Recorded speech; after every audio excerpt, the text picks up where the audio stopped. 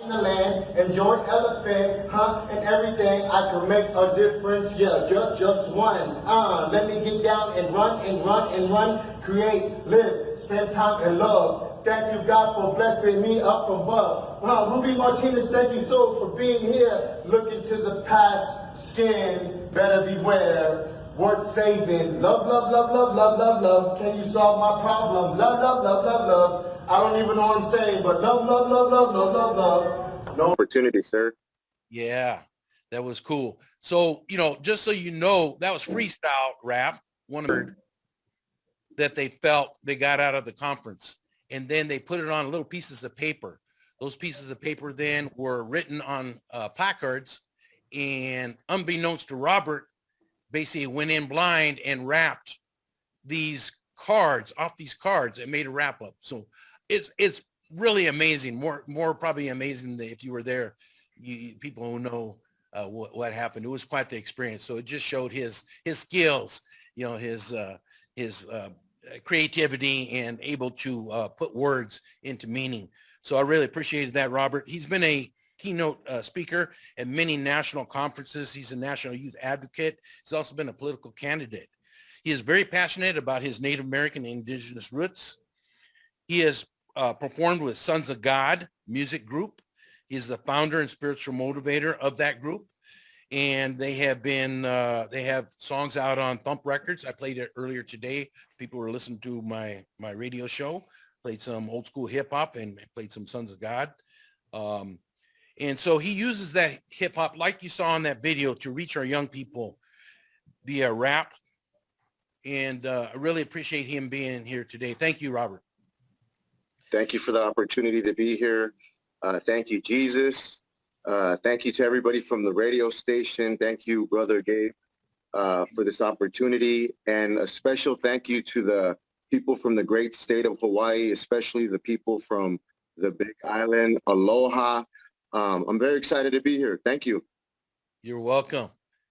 You're welcome. Amen. Thank you, brother, and aloha. Next up, I want to introduce David Rocha. He is the pastor of House of Rest. Now, that's not house arrest, okay? That's House of Rest, just to be clear, okay? He is formerly known as the gangster rapper Sir Dino, and he was on the DRF label. Even though House of Rest was founded in May 2011, it was conceived in David's heart while he was serving an 8-year prison sentence in federal prison. Having been raised in a Christian home, he knew about God, but he rebelled. This path led to eventual prison sentence and was there while he was held in solitary confinement.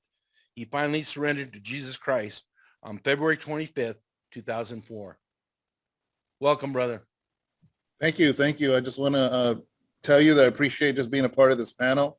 I'm excited to hear what everyone is saying, and I've never done anything like this, this type of panel like this. So it's exciting for me to, I feel like I'm kind of stepping into something I've never done, but that's exciting, to just kind of open doors. And I just appreciate everything that you're doing. All right. Well, thank you, brother. Really appreciate it too, and we'll definitely, leave it in the Lord's hands here today. Yeah. Yes. And it's gonna be okay. We have faith. Edwin Santana is a graffiti expert. He founded G-Step. That's gang suppression through educational programs in 2005. G-Step began as an outlet for New Jersey gang specialists to address the growing gang street and prison gang problem that was flourishing within the Garden State, of New Jersey. He was chosen by me to be the newsletter editor of the International Latino Gang Investigators Association due to his superb graphic designer skills and gang knowledge. He is a nationally known gang expert and graffiti expert, and he will talk more about that here today. Welcome, Papa. Welcome, Papito. How you doing? Good. You got a nice assembly of East Coast, West Coast representation. That's great. Oh, man. Yeah. You got superstars here. And we also have James Cole Rodriguez. He is a visual artist, hip hop scholar, curator, and entrepreneur. His work has appeared in published books, domestic and international magazines. documentary films, videos, group exhibitions, and urban apparel. He has been a photojournalist and has interviewed and captured such notables as the Cold Crush Brothers, Rocksteady Crew, DJ Kool Herc, Rakim LL Cool J, Dougie Fresh, Jay-Z, Wu-Tang Clan, Fat Joe, Kenny Dope, and the late director John Singleton, just to name a few. His film credits include Beats, Rhymes, and Life, The Tribals of the Tribe Called Quest, Big Pun, The Legacy, and Murder Rap, Inside the Biggie and Tupac Murders. In 2013, he founded his own apparel and art brand, ATW. Welcome, Cole. Thank you for having me, Gabe. I appreciate the humble intro, and I'm honored to build with the good brothers on both sides of the coast. What's up, everybody? All right, all right. So let's begin. I'm going to start off with Robert. Robert, if you would please tell us, how you got exposed to hip hop in the beginning. I played one of your songs by Houdini. I saw your post today on Facebook, and yeah, I love that song too. Tell us how you got started in hip hop, how you begun in that, and your work as far as your SOG brothers and sisters. Yep. I met several of them, and met them on Facebook and personally in Pueblo, Colorado. I know it looked like we got Mr. Steve Lucero there watching on. Wave to us if you can hear us, Steve. I think he's there. Yeah. All right. So Steve, brother Steve Lucero in Colorado helped me bring out Robert and introduce me to Robert. So thank you, Steve, and thank you, Robert. Tell us what you do, brother. Thank you so much for the opportunity. Blessings to the entire panel, all the elements of hip hop, all the supporters, everybody. For me, I was exposed to hip hop at a young age. Actually, I was involved in music because my stepdad was involved in a band that did cumbia and Tex-Mex. Hey, baby, ¿qué pasó? I thought I was your only vato. So every night we were at these events and these weddings and these parties. So I was exposed to music at a young age. And I got involved in hip hop because all my homies from Long Beach, they were in breakdancing crews and I was right around them. But my thing wasn't to dance. I was inspired by Ice-T. I was inspired by Houdini and all the fundamentalists, all the legendary cats. And I was encouraged to pick up the microphone and be an MC. But to me, it was just a family. All my cousins were DJs, hanging out with the B-boys. All our cousins were in gangs. So to be honest with you, the music was a way to get away from the gangs, to get away. So I would rock all the talent shows. I would rock all the quinceañeras, all the parties, just as 11, 12, 13, and, got involved in the streets, got involved in partying, having kids, from different girls, just messing around. I got away from the positivity of the music, of the art, of knowing everybody, of knowing all the pioneers. And I got lost in the system for a minute, in and out of jail, couldn't break the curse, couldn't get out of it. I couldn't get out of it. All the older cats finally had to come from Santa Ana, California and say, man, you know how to rap, you know how to, you know how to get down, man. Why are you in here, man? We know your uncles, we know your cousins, we know. And I went for it, man. And I was approached by the church. They invited me to come and live in a men's home. I lived in a men's home while I was working it out with my wife. I had lost everything. This was back in 96, 97. I couldn't get out for years. I was like the king of misdemeanors. And I was in and out, always violating, always just didn't want to do my classes, didn't want to listen, just wanted to party. And finally, I was tired of being tired. And I met Jesus inside of the Orange County Jail. He came into my life. I didn't want to tax nobody. I didn't want to fight nobody. I didn't want to be a torpedo. I was done. I was so tired. I was tired of other people raising my kids. I was tired of just losing my mind. I was hurt. I was broken. And when the opportunity to go to church and to live in a men's home and to really just give my entire life up to Jesus, I went for it because I was tired. I wanted to have a normal life. I wanted a normal job. I wanted to just be free. I wanted to raise my kids. I wanted to be an example. I wanted to be married and never get divorced. I wanted to just be normal because I knew one day that I was going to be the leader of my family, all the Ornellises. And so while at the church, they were like, "We heard you know how to rap. We heard of you from the underground." And the church gave me an opportunity. I rocked the little kids concerts to, it just from there, just open up doors, open up doors, open up doors. But at the same time, my family got restored. My marriage got restored. We bought a house. The ministry started. I submitted under men of God. The doors to feed the homeless and the prostitutes in my area. That's all I did was I fed them. I did Bible studies all over my communities. I raised up churches of Bible studies and in homes, hundreds of them throughout my area.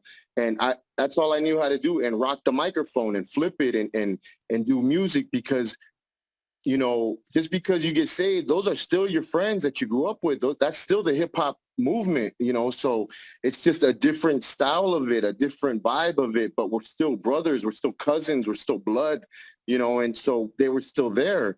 And so as I grew and as my life got restored and as I grew in the ministry, the doors of opportunities to go to Mexico and to feed all the prisons and the villages opened up. And I started going out there and I would rock reggae in Spanish, and I would kill it because that's what I knew how to do. Just that was the tool of capturing so that we could lead them to the great comforter, which is the Lord. And from there, God opened up every single Native American community all around North America, Canada, Mexico, all Alaska, all the islands of Hawaii, just things that I only dreamed about, going into visiting the tribes in the Grand Canyon, just things, using gospel hip hop, preaching biblical fundamentals, staying committed, preaching covenant, at the same time sharpening the elements of hip hop, meaning supporting the DJ, supporting the graffiti, supporting the b-boy, b-girl, supporting the streets, supporting those in the prisons, supporting the young entrepreneurs, supporting the people in schools, the nerds, So I started doing that, and God opened up doors and doors,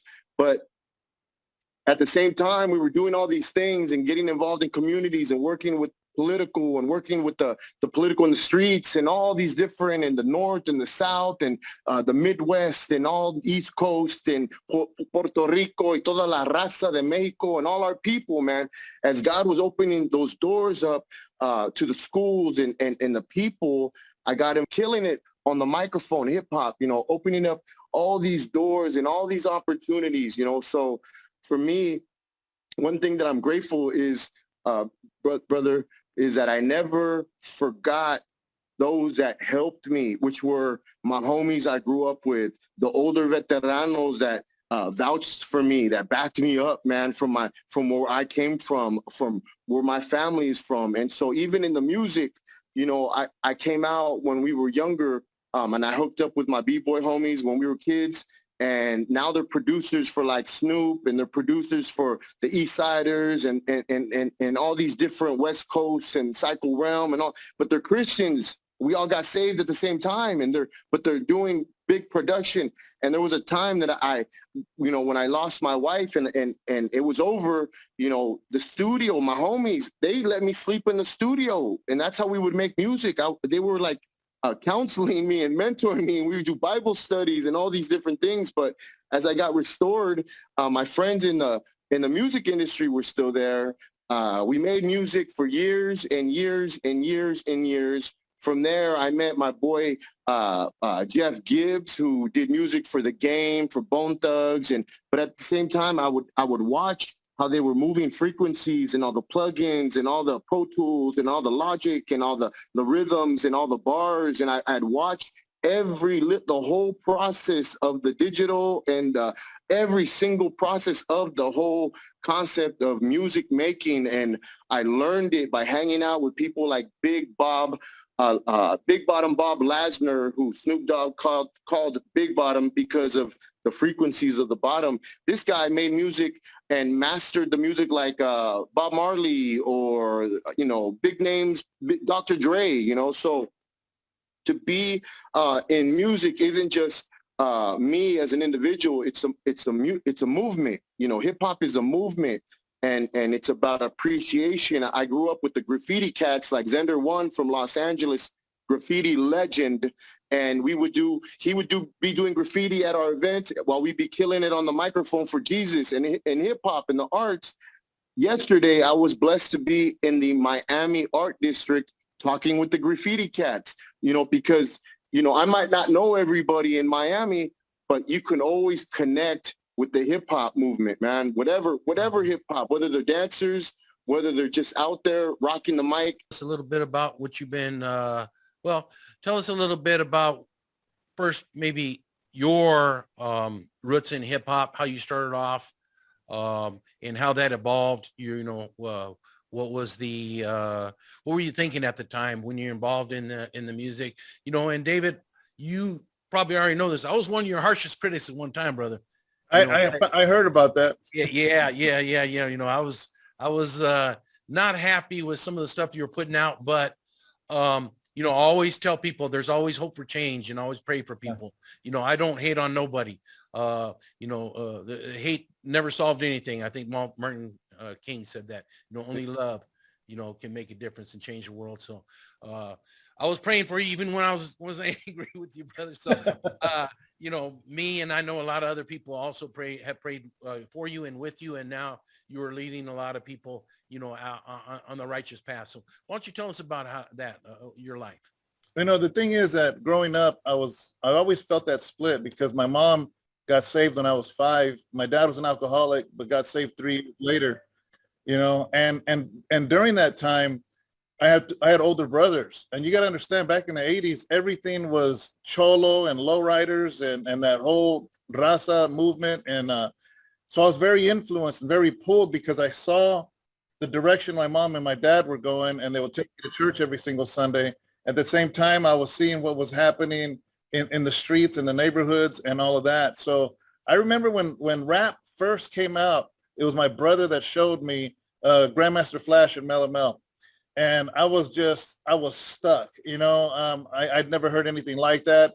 I thought it was the greatest thing that ever happened. Then soon after, Africa Bambaataa with Planet Rock, I was just stuck on this stuff. And later on, some of the other artists came, but I always saw rap as an East Coast thing, you know, and especially when Run DMC, LL Cool J, I mean, all of those guys, and I was just in awe of them. And and at the same time, when I came into my teenage years, a lot of stuff started happening in my hometown. A lot of gangbanging started happening. I didn't want to get involved in that. I feel like it was a vacuum that just sucked so many people in my generation. And I started writing poetry. And my poetry was actually my English class. My teacher, Mrs. Eiley, she told me, she goes, "Why do you keep ditching my class?" You know, and she saw that I carried a book around everywhere. And basically, long story short, she realized it was poetry, and it was an English class. She goes, "Can I please read it?" And I didn't let her. And finally, I did. She was so nice to me. And I let her. She goes, "This is beautiful." She goes, "If you show up to class and if you write more poems like that, I'll give you an A." You know, and I would show up, you know, and at the same time, I remember hearing an artist out of Oakland that came out. His name was Too Short. And he came out with an underground album. It was in the local record store. And I couldn't believe that somebody from not only the West Coast, but the Bay Area, which was Tracy and Oakland are only 40 minutes away from each other. And this guy was rapping, and it was just a trip to me that I thought it was just a East Coast or maybe LA thing. And I hear Too Short, and at the same time, somebody had noticed that I was writing this poetry because I would get frustrated, man, because Tracy was a small town. We only had X amount of gas stations, X amount of grocery stores, only X amount of main streets. So gangbanging in a small town, you were going to run into your enemies with your parents, with your brother, didn't matter. And I would let all of that out on my little notebook. And a local DJ MT, God bless him, he passed away not too long ago. He said, "You got to turn this stuff into rap." And it was because of hearing Too Short from Oakland that gave me the confidence to say, maybe I can do that, you know. And that's kind of was my introduction into rap music. I can't sit here and say it was of the devil or this or that. Because honestly, it was in the beginning, it was a fun thing. It involved community. Everybody would be around it. Everybody loved rap. Just going to a house party and hearing different people rapping, and just the whole hip hop culture to me started very innocent, very beautiful. It was what I turned it into later on. I even have an album. I think it was my third solo album. By this time, I'm kind of summarizing, but I got nationwide. I believe from the Body of Love, it was a label out of Los Angeles, and that just changed. It changed everything. Unfortunately, I was not only gangbanging, but I started dealing drugs also. I was doing the rap music, and started doing local concerts and car shows, and it started going bigger and bigger and bigger. And I lost myself. I actually have an album called What Have I Become? And I'm looking in the mirror, and I'm dressed the way I was at that point as a drug dealer. I have a leather jacket, I have gold on, I have all this stuff. And I'm looking in the mirror at my old self, dressed just like a regular homeboy with the Pendleton and just very humble upbringings. And I was literally feeling that, like, what have I become? But I couldn't stop the spiral. And this is probably why you became one of my biggest critics, was because the industry and what I got involved with, and the people I got involved with, and the prison gangs I got involved with, and it was a spiral that I could not stop. And then it turned into detectives and task force and everything else, which it finally came down to this huge case called Operation Black Widow. And because of my involvement in the GUN CD, everything came crashing down. And finally, it was my third felony, second time being arrested by the FBI. I was put in solitary confinement. I realized, obviously, I'm not a very good criminal because I keep getting caught. Something has to budge, something has to change. And it was there in solitary confinement that I said, God, if you are real, I said, I don't want to be fake. And I would always hear people say, oh, they're hypocrites, or a bunch of hypocrites in the church. And I didn't see hypocrisy in my house. When my dad changed, he changed. When my mom changed, she changed. And I said this to God. I said, God, if you can change me the way you did my dad, then please change me from the inside. Because if you can't, then leave me alone. And I would just live my life out as an active Northerner, and I would do whatever I got to do and just climb the ranks and whatever it is I got to do here in prison. And it was there that God, it was crazy, because when I remember growing up wearing ankle weights, and you'd wear them for a couple hours, and when you took them off, you would forget you had them on until you took them off and you felt light. In the same way, I didn't realize how much weight I was carrying. All this stuff, hate and anger and just violence came off of me right there in Sacramento County Jail, federal holding. And my life has never been the same ever since. By the time I hit Terminal Island in federal prison, I was preaching in the yard. But after about the third month being there, I started preaching. I felt the call to preach. My last 2 years, I finished in Atwater. I made it down to my points down to finish my last 2 years in a federal prison camp. A year after I released in 2010, I started House of Rest Church here in Modesto, California, where I'm at right now, actually. And it has been a blessing ever since. In 2013, I released a Christian Dino album. A lot of people don't know about that. It's on every platform for download. It was called Called to Reach the Masses.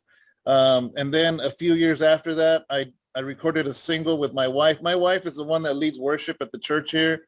Beautiful singer, beautiful woman. And it was the day before she was going to have a brain surgery. And I needed to get her mind off of it. I booked a studio session, and we recorded a single, and that is called God is Faithful. And the next day, boom, she had brain surgery, her freaking out, not knowing if she was even going to wake up from it. But thank God, God is still has her here, and we're just here, man. We're here doing whatever we can. We have an amazing growing YouTube channel.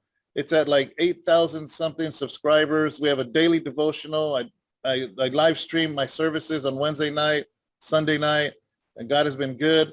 Recently, I've tapped in with some other YouTubers that are non-Christian, and it has helped create a bridge that I've been waiting for, because a lot of times people in the neighborhood were like, you left us. You left us. You were an icon for us. People in the Northern California, or Chicanos, you were an icon for us, and you left us. And I'm like, I never left you, man. I'm just coming with a different message. I'm coming with something real, because the stuff in the streets is not real. The promises of the enemy are not real. And it's because of Jesus Christ coming into my life, changing everything. I give God all the honor, all the glory, and everything, because if it wasn't for the Lord, I don't know where I would be right now, and I'm just here doing whatever I can, reaching person by person and letting them know if God can change me, then he can change you too. Amen. I've also published books. I have my testimony that I have called Lost in the Storm. We're publishing books. We're doing films. We did a Christian film. Our first one is Always With You. And this is the first of many. So I'm just like, to me, hip hop is the arts. It's everything. It's not just rap. It's everything. And whether it's making film, making documentaries, writing books, whatever it is we got to do, having a YouTube channel, whatever it is we got to do to push the good message out there. Amen. Well, thank you for sharing that, David. Your personal history, and I know it was very painful at times, but you said you never abandoned the community. I know God never abandoned you. So thank you. Amen. You, brother.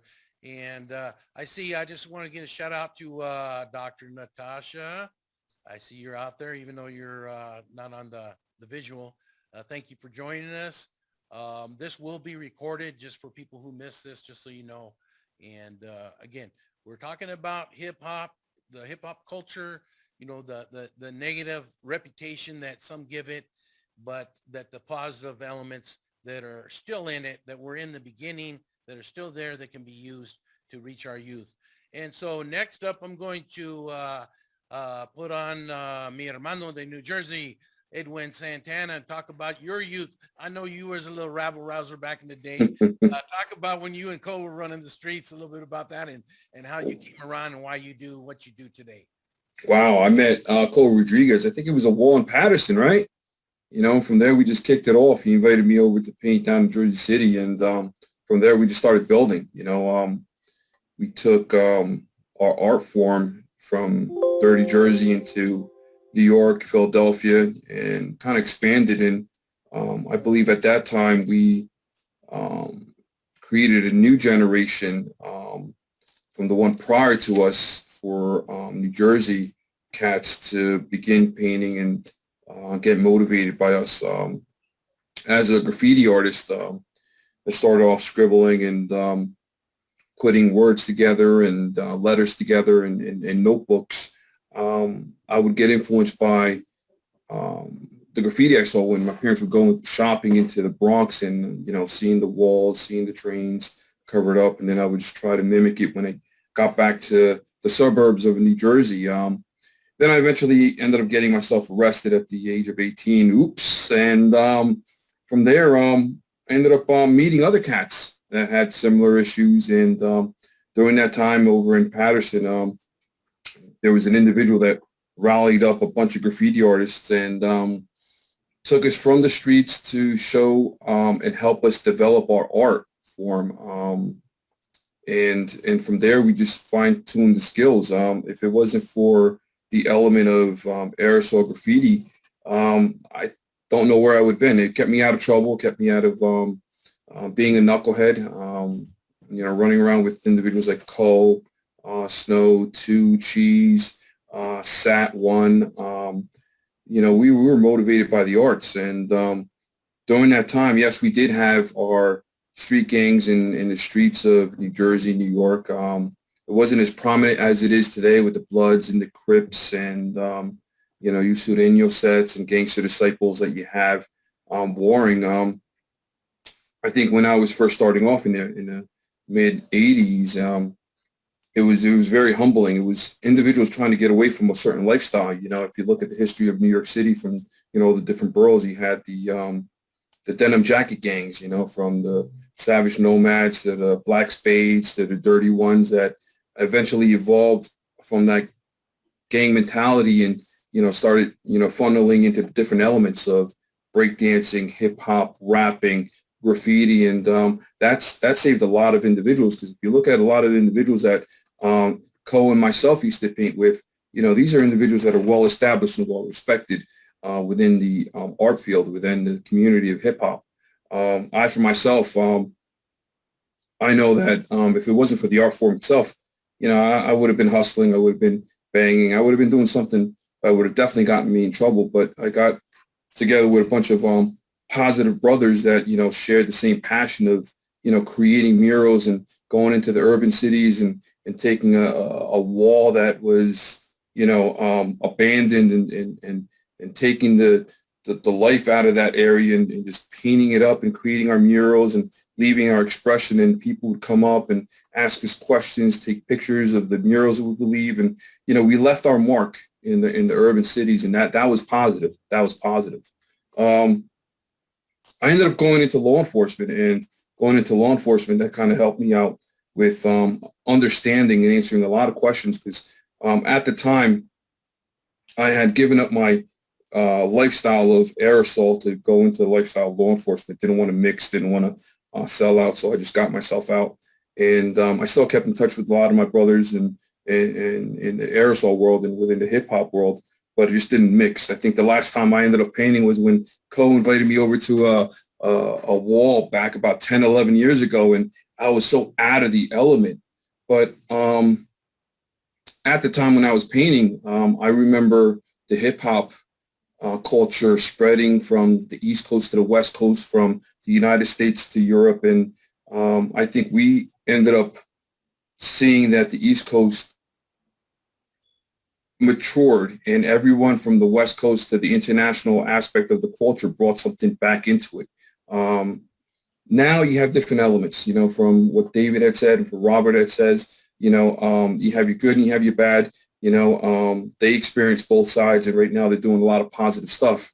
When we're coming around, from the Sugar Hill Gang to, Tribe Called Quest, it was something that was mind blowing, talking about things that really no one wanted to take interest, or just actually having fun. And you figure some of the lyrics from the old school days, from the hip, the hop, the hibbit, the hibbit. You talk about stuff like that. You're like, what the hell are they saying? But it was cool, man. You put a nice little beat to it, and you're grooving, you're dancing. Then it got a little bit more serious, and the West Coast ended up bringing their form. And one thing about hip hop, it has different branches, just like rock and roll. You have your alternative, you have your grunge, you have your hardcore, you have your classic. Hip hop has all the different branches and all the different elements. Some good, some bad, some just right in the middle. But I can actually say it was aerosol that kept me in the right path to follow throughout my career. And as of today, I ended up retiring with 25 years. And I still keep in touch with my brothers. And this is an important thing, because what I see is a lot of people within the criminal justice realm confusing the two. Aerosol graffiti. Yes, it's free, it's non-territorial, but it's for your certain peers. It's not meant for the others to have. A lot of people have commercialized, a lot of people have profited from their graffiti artwork, but originally it was a way to say, listen, this is who I am from when you never had a voice, or this is what's keeping me out from selling drugs, banging out and causing trouble. We ran from the cops, and it was a adrenaline rush. But, at the end, as a muralist, and I can't speak as far as a tagger or a bomber, but as a muralist, I always saw that we left our mark behind, and it was always a positive one. Then when I went to law enforcement would always confuse the gang tagging with the aerosol tagging. And it was something that, I needed to address because of the respect and the love I had for the hip hop and the arts. It was two totally different aspects of it. And when you do a gang 101, that's one of the main things that you learn, about the crossouts and the territorial markings of, the B's and the C's and, the Pyrus, the Brims, the neighborhood Crips, the Gangster Disciples, the Latin Kings, the Nietas, the Trinitarios, their symbols and signs. But, and it's very important for individuals to understand, because that's a marking, and that could, eventually, if it's crossed off and it pisses a lot of people off, you're talking about some violence. Where aerosol graffiti, I remember when we were painting murals, and in the background there was shots going off, and we didn't want none of that. We just want to finish our piece and, leave for the night. But there's a big distinct difference between, gang tagging and aerosol bombing and aerosol painting. And the aspect that I lived through was something that was positive, something that was very, very positive. Thank you for relaying that information. And we're going to be putting up some pictures too here of the differences between gang graffiti and aerosol graffiti. So thank you for breaking that down for us, Armando. And so next up, I'm going to have Cole talk a little bit about the other elements of hip hop. I had originally intended to have a DJ on, a couple of them actually, and they weren't able to make it, but hopefully in the future, we'll have those individuals on to cover that element. And I also had a b-boy, a breakdancer that was going to be on. He couldn't make it either, nor a replacement that we had sought. So we may cover those elements in later segments. But Cole, if you could talk a little bit about your experience as a visual artist and as a hip hop scholar. Tell us a little bit about the other elements that we've left out so far. Yeah, so first of all, I want to thank you, brothers, for sharing your personal stories, man. I mean, these reflections are awesome. And thank you, man, for sharing that with everyone. That's really important, man. And that is a major component of hip hop culture, sharing that knowledge, so that I can go abroad and inform and influence others, man. So thank you, brothers, for that first and foremost. As for myself, man, I got into this thing in '79. My mother was what you call a New Yorican. She was a Puerto Rican, born and raised in New York. My family's from the Bronx. They're still up there. And I fell in love with this culture. '79, we've been happily married ever since. I came in as a young artist. I saw graffiti as a new and exciting platform for expression for inner city kids of color, because back then we had nothing. All of the programs were being cut, and we eventually were knee deep in Reaganomics. So hip hop was a way out for us. It was a voice for the voiceless, and it was a platform for young brothers and sisters to express themselves, man, because we were really going through a lot back then. So my travels as an artist really progressed over the years. I've always had a hustler mentality.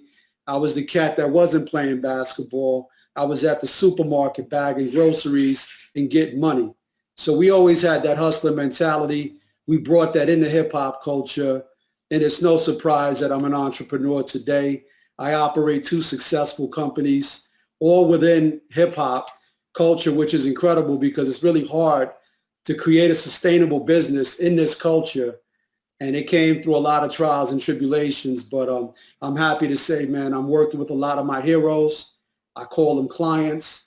I still call them brothers and sisters. And I've been able to actually empower individuals, give people work, help enrich them so that they can sort of create a legacy, not only for themselves, but the next generation of hip hoppers and people of color. As for your question, Gabe, about the other elements, I know we were trying to get some B-boys and DJs to be a part of this panel, man. The DJ is the nucleus of this culture. Make no mistake about it. If it wasn't for the DJ, and I like to use DJ Kool Herc, the godfather of this culture, as a prime example, if it wasn't for that jam that he threw on August 11th, 1973 at 1520 Sedgwick Avenue in the Bronx, we probably wouldn't even be here today. So all praises to these, grandmasters of our culture who gave us something to run with, man. So the DJ really is the Pied Piper of the culture. Through him, everything else is possible. When he spins, the B-boys get loose, the break boys get busy, and they do what they do. The music inspires the graffiti artists. You know what I mean? So it really is the genesis of this culture. And it's really no surprise that music is such a huge industry in the culture of hip hop. It's actually $1 billion industry, and that's really purposeful. So yeah, man. So all of these elements, when used in the right way, have given us all a reason and a purpose, right? These gentlemen talked about how music has really helped them through their journeys and their trials and tribulations. Art has certainly helped myself out, and brothers like Eddie Santana, who I had the pleasure of painting with on many occasions, man. So this culture really allowed us to create a camaraderie of individuals from all over the world. Quiet is kept. When I was an active writer in the late 80s, I was already communicating with brothers on the West Coast. Brothers like Charlie DTK, my man Power, and a bunch of other cats who are now OGs in the graph field on the West Coast. So we were communicating very early on, pre-internet, with people all over the world, because that's how deep it was in this culture. You understand? And I was recently, about 2 years ago, on a panel. I did something with ESPN and Disney for Disney's D23. It's a biannual event that they do. It's kind of like Comic-Con, but on steroids.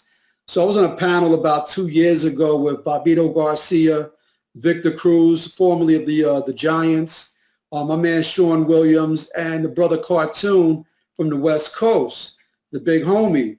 So, you know, it's funny when I met Cartoon, because I had met him for the first time at that event, although I've known about him for many years. I'm actually friends with Estevan Oriol, his man. So I told that brother that I knew about him through Graffiti before he became a tattoo god. I told him, I knew about your work when you were bombing in the late 80s because my homies were your homies. And that's a profound statement, because I'm from Jersey and he's from LA, but that proves that there's lineage there between these individuals and the culture. So it's really that dynamic. And I think that's what I've always loved about hip hop, that it has a way of bringing people from all over the world together with really one purpose. You understand? I don't know too much about Mexican culture, but I can tell you that these brothers on the panel are good with me, just on GP, because that's what this culture brings together, good people. So I've used my resources, I've used my talent to sort of create a lane for myself over the years, creating a licensing company representing a number of iconic photographers, the individuals who've essentially created the visual soundtrack to hip hop culture. If it wasn't for their images, hip hop wouldn't have a face. You wouldn't know what a Dondi subway car looked like or what the Rocksteady crew looked like. So these people I looked up to coming up in the game, and now they're good friends. Now they're clients, and I represent their work in film and TV, in clothing and apparel. So we've managed to join forces and sort of monetize our blood, sweat, and years. And we've gone on to impact the world, because now our content is in all forms of mass media. If you look at any significant documentary that came out in the last 10 years, my company's name is attached to it. As I speak, I'm getting emails for new film and TV projects that need our intellectual property to give credence to what they're doing. So now we're the go-to. You understand? They didn't want us in the door, but now we have a seat at the table, and that's all because of the glory of hip hop culture. Well, thank you for breaking that down, Cole. Yeah, definitely. I know a lot of people at the time thought it was just a fad. In some ways myself too. I remember when hip hop first came out. I mean, I would see Latinos, involved in graffiti and, break dancing and maybe DJing sometime, but I didn't see too many rappers. And I talked about it on my radio show earlier before this. And today we focused on hip hop. And I talked about how Kid Frost, when he first came out, I was in the Marine Corps, and I heard a demo tape by my boy Chaz from Black Tie Productions in LA. And he played this demo tape by this guy named Kid Frost. And it was he was rapping in English and Spanish, like Spanglish. And I laughed. I was like, that ain't going to go nowhere. Well, the joke's on me, because, it blew up. Like you said, it's international now. People are speaking Spanish, other language. Hip hop is here to stay. It's not going away. It's the biggest thing in music today. So thank you for breaking that down, Brother Cole. I really appreciate you being here today. Can you tell people about your website? How can we find more about you and your products and your next projects? Right. So I have a curatorial T-shirt brand, an art brand called 1,000 Words, ATW for short. And you can go to atwcrew.com. And there you can get a number of hard to find items that I have the authority by way of licenses to produce, including Star Wars, Martha Cooper items, and a host of other great, throwbacks that are really important to our culture. So yeah, you can go to atwcrew.com for those items. And we have about 3 major series coming up. One is called Stealing the American Dream. It's a scripted series that's coming out next year. It's going to be a huge series based on the Brooklyn Lowlifes, who are a legendary boosting crew that went on to create a whole fashion element in hip hop culture. I'm working on an animated series with Michael Rappaport, the actor. And last but not least, we're working on a reality TV series called Hip Hop Treasures, which will be on treasure hunting, finding hip hop relics. And that's going to be with Paradise Gray, formerly of the X-Clan, and Pete Nice, formerly of Third Base. So there's going to be 3 big series that we're working on. That's going to be really dope next year. Right on. Now, a lot of people are probably thinking, man, they wish they didn't throw away those old T-shirts and LPs from back in the day, man. It'd be worth some money now. Okay, so Yeah, man. Eddie Santana, sir, can you please tell us where can we find more information about G-Step and what are your future projects? Absolutely. I have a website, www.gstep.org, gstep.org, where you can reach me at.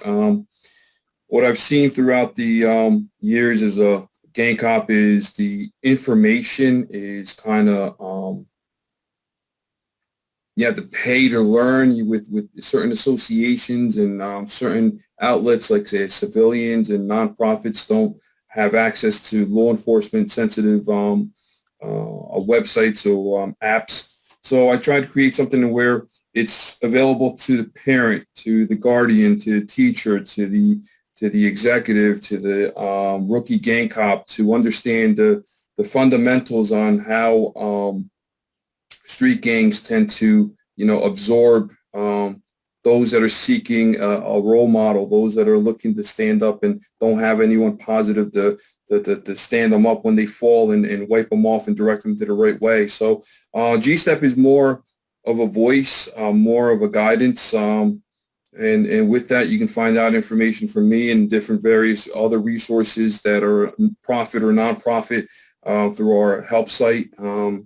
My wife is a clinician and she helps me understand the fundamentals. Growing up in a family that did and still has certain individuals that are involved in street gangs, and being able to stay away from that element, gives me the passion to push to, make sure that, the next family member, brother, sister, uncle, doesn't fall into that negative pattern of life, because at the end, when you do join, you end up finding out you're by yourself, so, I think with all 4 of us, we've taken the hip hop element and it's saved us in different various stages of our life, but, we bond together with the elements right now. And whether it's a former individual that, had served time in the penitentiary, or an individual that did law enforcement and chased after the bad guy, at the end, you can put on an old school, beat, and we could sit back and we could joke around. We could, shoot the shit, and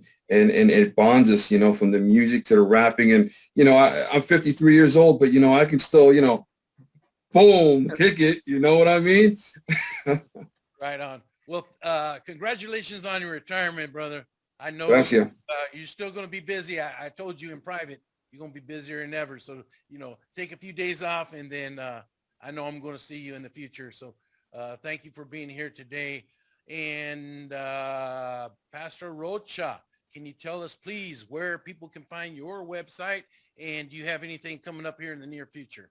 Yeah, well, the website is the name of the church, which is www.houseofrestchurch.com.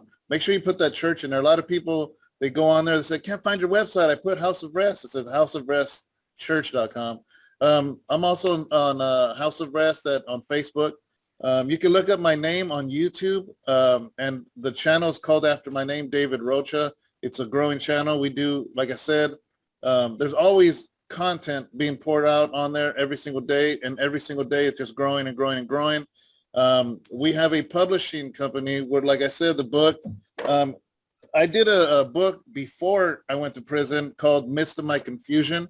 That book it's not a faith-based story or anything, but it's a good story about a young man being pulled between gangs and his culture, his cultura, you know what I mean? And we're talking in the talks of making that into a full feature film. But like I said, Lost in the Storm, this is my story. This is my autobiography. This is on all platforms. It doesn't matter which one it is. You're going to find it as an ebook, as a paperback, and this month it's going to be an Audible. We're going into films also. I did a lot of movies I'm embarrassed of because of the acting and the camera work was horrible, but it's something we did back in the music when I was doing music, but it did make Blockbuster Video, Hollywood Video. I ended up starring in 8 of them. And the whole time I was in prison, I thought of all the mistakes and how I could make films better. And that's why we did Always With You, the one I showed you. But we're about to revamp a lot of stuff, Mr. My Confusion, a lot of other things that we're doing. So yeah, it's really easy to find me, David Rocha on YouTube and houseofrestchurch.com. And if you go to the website, it has links to all the social media that we're on. Right on, brother. Well, I know, God has a way of teaching us lessons, whether we want to, hear that or not. And, even those B movies you made, I think it helped out. It gave you experience, to make bigger and better things in the future. It made you the man that you are today. So, God bless you. And, I'd like to give a shout out to the LA Times and brother Paul there too. I know he's doing good things too. And movie maker and everything. And, that's all good stuff, man. We all have something to give. We all have something to offer. Yeah. The last thing I want to say is that also, if you happen to be in Modesto, California, anybody watching this, we have our church right here in the very center, inner city here at 1231 7th Street, Modesto, California. And we're here every single Sunday. Right on. Well, I know they can go there live, and I believe you also have a prayer group that they can join. So you're doing a lot of good things. Thank you, Pastor Rocha, for being with us today. And last but not least, my brother Robert Battle Axe Ornella, Sons of God. Amen. You worked on a project. We have a little surprise for the other 3.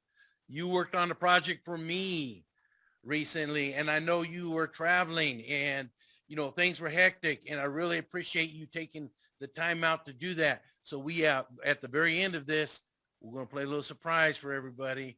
And tell us then, before we do that, Robert, where can people get, I believe you have a website also, where can they get a hold of your music and keep up with your projects?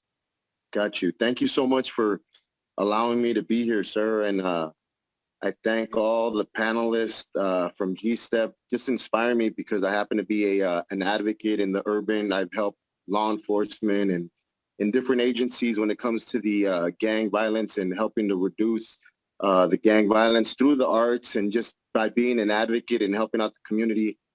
Blessings to the brother from Northern California, because I truly believe that from the south to the north to central, we all need each other right now more than ever. Please, graffiti artists, man, just keep painting, keep doing your thing, expressing yourself, man. We need you out there, man, with the colors and inspiring it and bringing that, especially coming out of a pandemic. We need this type of positivity and mentorship more than ever.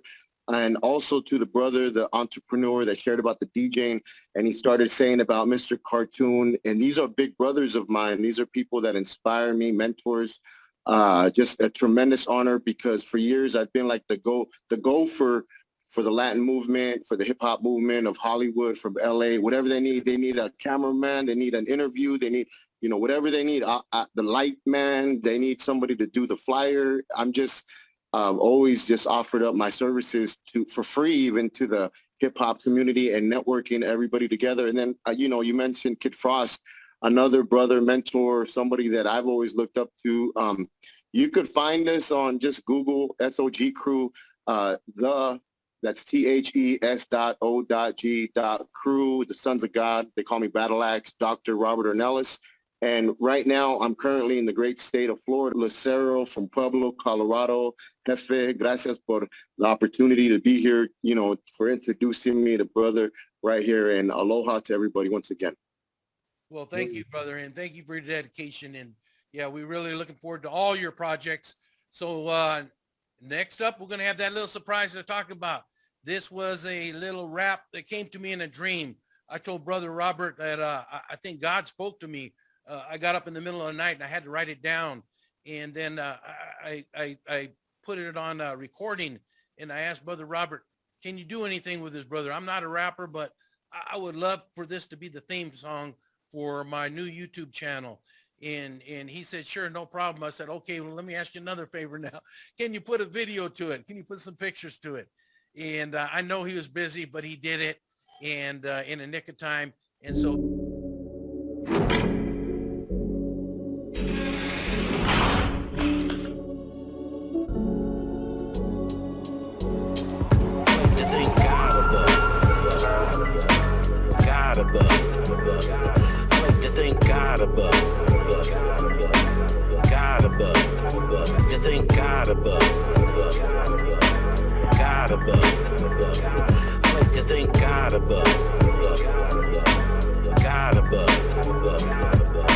Gangsters, cops, and politicians, get ready to rock on a mission. Each one of us shares our own vision. When I was on the yard, I went real hard. While I patrolled the streets, all the G's I meet. When I was on the yard, I went real hard. While I patrolled the streets, all the G's I meet. While I pulled the boat, got to stay woke. I like to thank God above. I like to thank God above. God above. I like to thank God above. God above. I like to thank God above. God above.